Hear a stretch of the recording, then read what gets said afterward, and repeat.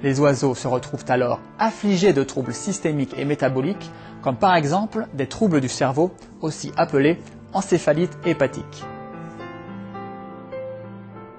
Parmi les maladies engendrées par la descente du tube le long de l'œsophage des oiseaux, on compte l'obstruction bronchiale, l'inflammation hémorragique et la pneumonie d'aspiration qui est causée par la nourriture qui est déversée par erreur dans les poumons de l'animal au lieu de son estomac.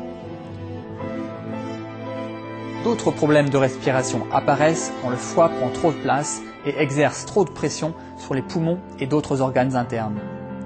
Il arrive même que certaines oies éclatent avec toutes leurs entrailles qui se déversent par leur anus ou leur ventre.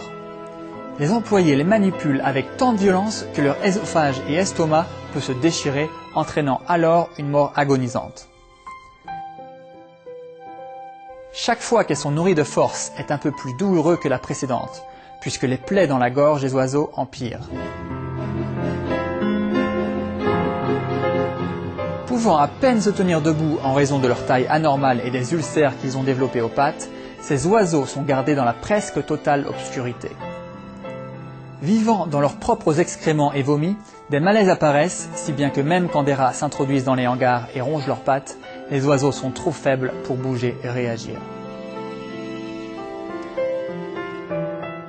Le traitement des oies de foie gras est si horrible que le taux de mortalité avant l'abattage est 20 fois plus élevé que celui des canards et oies élevés seulement pour leur viande dans d'autres fermes industrielles.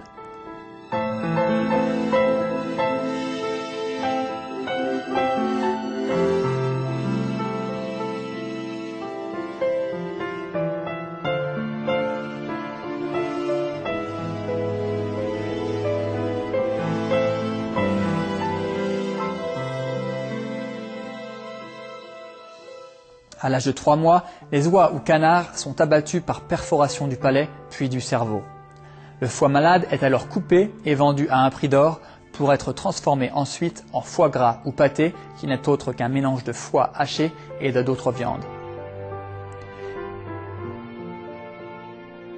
Les plumes d'oie ou d'uvet sont utilisées pour faire des blousons d'hiver, des sacs de couchage et d'autres produits du même genre.